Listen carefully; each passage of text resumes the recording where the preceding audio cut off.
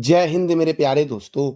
आज है 7 नवंबर 2024 और आज के जितने भी महत्वपूर्ण करंट अफेयर्स होंगी और स्टैटिक जीके होंगी वो सभी हम इस वीडियो में डिस्कस करेंगे। तो आइए शुरू करते हैं आज के करंट अफेयर्स का महत्वपूर्ण सेशन दोस्तों। पहला प्रश्न है, राष्ट्रीय कैंसर जागरूकता दिवस कब मनाया जाता है? तो यह 7 नवंबर को मनाया जाता है, राष्ट्रीय कैंसर जागरूकता दिवस। देखो, विश्व शाकाहारी दिवस 1 नवंबर को मनाया गया, अंतर्राष्ट्रीय बायोस्फीयर रिजर्व 3 नवंबर, राष्ट्रीय कैंडी दिवस 4 नवंबर, विश्व सुनामी जागरूकता दिवस 5 नवंबर को मनाया गया है। अगला प्रश्न है, चौथे एलजी हॉर्स पोलो कप का आयोजन कहाँ हुआ है? चौथे एलजी हॉर्स पोलो कप का आयोजन कहाँ हुआ है? तो लद्दाख में हुआ है और लद्दाख में हेमिस राष्ट्रीय उद्यान जो है ये लद्दाख में ही है दोस्तों। अगला प्रश्न है, Mount Mount Lewotobi Mount Lewotobi Laki Laki ज्वालामुखी किस देश में स्थित है? तो ये इंडोनेशिया में स्थित है। माउंट माउंट लेवोटोवी लाकी लाकी ज्वालामुखी, जिसमें अभी हाल ही में विस्फोट हुआ है दोस्तों, तो इंडोनेशिया में स्थित है। तो इंडोनेशिया जो है ये दुनिया का सर्वाधिक मुस्लिमवादी वाला कंट्री है और इंडोनेशिया की राजधानी क्या है? जकार्ता। इंडोनेशिया के प्रेसिडेंट कौन है? प्रोबोबो सुबियातो। और ये प्रोबोबो सुबियातो जो हैं ये गणतंत्र दिवस 2025 के मुख्य अतिथि भी हैं दोस्तों। मेरे प्यारे दोस्तों, आप बता दो कमेंट बॉक्स में कि गणतंत्र दिवस 2024 में भारत के मुख्य अतिथि कौन थी? इसका जवाब दे दो आप कमेंट बॉक्स के सेशन में। कौन सा देश यूरोपीय संघ के प्रोबा 3 सोलर ऑब्जर्वेशन मिशन को अंतरिक्ष में प्रक्षेपित करेगा? कौन सा देश यूरोपीय संघ के प्रोबा 3 सोलर ऑब्जर्वेशन मिशन को अंतरिक्ष में प्रक्षेपित करेगा? तो अपना प्यारा देश भारत करेगा दोस्तों। और भारत की स्पेस एजेंसी इसरो दोस्तों है। तो इसरो के द्वारा प्रोबा 3 सोलर ऑब्जर्वेशन मिशन को अंतरिक्ष में प्रक्षेपित किया जाएगा और ये यूरोपीय संघ का दोस्तों प्रोबा 3 उपग्रह है। मेरे प्यारे दोस्तों देखो, दिसंबर में आंध्र प्रदेश के श्रीहरिकोटा से इसरो यूरोपीय संघ के उपग्रह को प्रक्षेपित करेगा और जिस रॉकेट से प्रक्षेपित करेगा उस रॉकेट का नाम है PSLV-XL, polar satellite launching vehicle. SL rocket के माध्यम से ये जो आपका उपग्रह है प्रोवा 3 इसको अंतरिक्ष में प्रक्षेपित करेगा इसरो। तो देखो, प्रोवा 3 का उद्देश्य क्या है? तो प्रोवा 3 उपग्रह सूर्य के कोरोना का अध्ययन करेगा। अब इसरो दोस्तों इसे लॉन्च करेगा, तो इसरो का फुल फॉर्म क्या है? Indian space research organisation. और इसरो का हेडक्वार्टर जो है ये बेंगलुरु में है। इसरो के चेयरमैन कौन है? एस सोमनाथन। और इसरो की स्थापना कब हुई? 15 अगस्त 1969 को इसरो की स्थापना हुई थी दोस्तों। नील एंगस्ट्रॉम चंद्रमा पर जाने वाले पहले व्यक्ति थे और वो भी 1969 को ही चंद्रमा पर अपना कदम रखा था।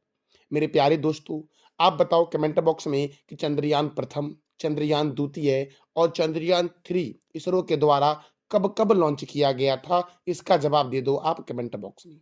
चंद्रमा का जो अध्ययन होता है ये सेलेनोलॉजी में होता है। अगला प्रश्न है, हाल ही में किस कंपनी ने ईवी ब्रांड फ्लाइंग फली बाइक को लॉन्च किया है? आपको इमेज में दोस्तों दिख रहा होगा फ्लाइंग फली बाइक। ये इलेक्ट्रिक व्हीकल बाइक है जिसे रॉयल इनफील्ड के द्वारा लॉन्च किया गया है। अच्छा मेरे प्यारे दोस्तों, बजाज के द्वारा दुनिया का पहला सीएनजी बाइक लॉन्च किया गया था और रॉयल इनफील्ड ने दोस्तों ईवी ब्रांड फ्लाइंग फली नामक बाइक को लॉन्च किया है, जो आपको इमेज में दोस्तों दिख रहा होगा। दोस्तों हमारा अगला प्रश्न है, बिहार की स्वर कोकिला के नाम से प्रसिद्ध लोक गायिका शारदा सिन्हा का 72 वर्ष की अवस्था में निधन हुआ है। इन्हें कब पद्म भूषण पुरस्कार से सम्मानित किया गया था? दोस्तों, बिहार की कोकिला के नाम से जानते हैं किसे? तो गायिका शारदा सिन्हा को। और इनका 72 वर्ष की अवस्था में निधन हुआ है। इन्हें किस वर्ष दिया गया था पद्म भूषण पुरस्कार? तो 2018 में दिया गया था पद्म भूषण पुरस्कार। इन्हें 1991 में पद्म श्री और 2018 में पद्म भूषण पुरस्कार से सम्मानित किया गया था। अच्छा, भारत का सर्वोच्च सम्मान कौन सा है? भारत रत्न। और भारत रत्न की शुरुआत कब हुई? 1954 में हुई दोस्तों।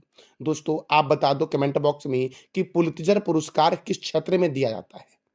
अगला प्रश्न है, हाल ही में किस राज्य ने महिलाओं को सरकारी नौकरी में 35% आरक्षण देने की मंजूरी दी है? हाल ही में किस राज्य ने महिलाओं को सरकारी नौकरी में 35% आरक्षण देने की मंजूरी दी है? तो मध्य प्रदेश दोस्तों। मध्य प्रदेश ने महिलाओं को सरकारी नौकरी में 35% आरक्षण देने की मंजूरी दी है। दोस्तों मध्य प्रदेश जो है, यहाँ पर सर्वाधिक बाघों की संख्या है।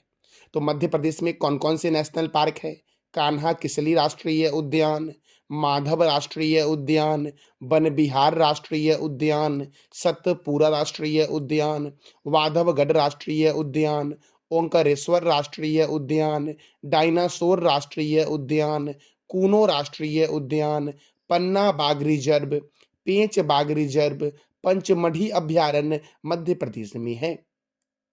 गांधी सागर वन्य जीव अभ्यारण्य, नरसिंहगढ़ वन्य जीव अभ्यारण्य, सरदारपुर वन्य जीव अभ्यारण्य, राष्ट्रीय चंबल वन्य जीव अभ्यारण्य कहाँ है? मध्य प्रदेश में। अगर दोस्तों मैं आपसे पूछूं कि सर्वाधिक राष्ट्रीय उद्यान किस राज्य में है, तो आप बोलोगे मध्य प्रदेश में। अगर मैं आपसे पूछूं कि सर्वाधिक वन्य जीव अभ्यारण्य दोस्तों कहाँ है, तो अंडमान निकोबार में है। और अगर मैं पूछूं कि सर्वाधिक वन्य जीव अभ्यारण्य किस राज्य में है, तो आप बोलोगे महाराष्ट्र में है। 3 प्रश्न मैंने आपको बताया कि सर्वाधिक राष्ट्रीय उद्यान कहाँ है? मध्य प्रदेश में। सर्वाधिक वन्य जीव अभ्यारण्य कहाँ है? अंडमान निकोबार में। और राज्य में महाराष्ट्र में सर्वाधिक वन्य जीव अभ्यारण्य है। राजा भोज अंतरराष्ट्रीय हवाई अड्डा भोपाल में है। देवी अहिल्याबाई होलकर अंतरराष्ट्रीय हवाई अड्डा इंदौर में है। सोया प्रदेश और टाइगर स्टेट के नाम से जानते हैं मध्य प्रदेश को। और मध्य प्रदेश का पड़ोसी राज्य कौन कौन है? उत्तर प्रदेश, महाराष्ट्र, छत्तीसगढ़, राजस्थान और गुजरात। सांची का स्तूप मध्य प्रदेश में है। और भीम बेटिका की गुफा दोस्तों जो चित्रकारी के लिए प्रसिद्ध है, कहाँ है? मध्य प्रदेश में। अगला प्रश्न है, शिल्प समागम मेला 2024 का आयोजन कहाँ हुआ है? तो इसका आयोजन हुआ है नई दिल्ली में। और नई दिल्ली में इंदिरा गांधी अंतर्राष्ट्रीय हवाई अड्डा है। देखो, केंद्रीय सामाजिक न्याय और सशक्तिकरण मंत्री डॉक्टर वीरेंद्र कुमार ने इसका शुभारंभ किया है।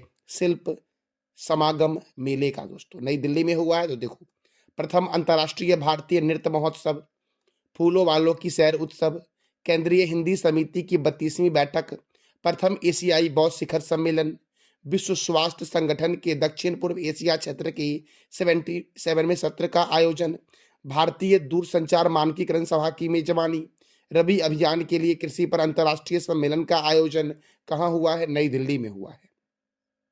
जिला न्यायाधीशों के राष्ट्रीय सम्मेलन, दूसरा जिला न्यायपालिका के दोस्तों जिला न्यायपालिकों का राष्ट्रीय सम्मेलन, दूसरा वैश्विक खाद्य विनियामक शिखर सम्मेलन, global bio India summit, Akhil Bharatiya राजभाषा सम्मेलन का आयोजन कहाँ हुआ? नई दिल्ली में। और दिल्ली मेट्रो की शुरुआत 24 दिसंबर 2002 को हुई।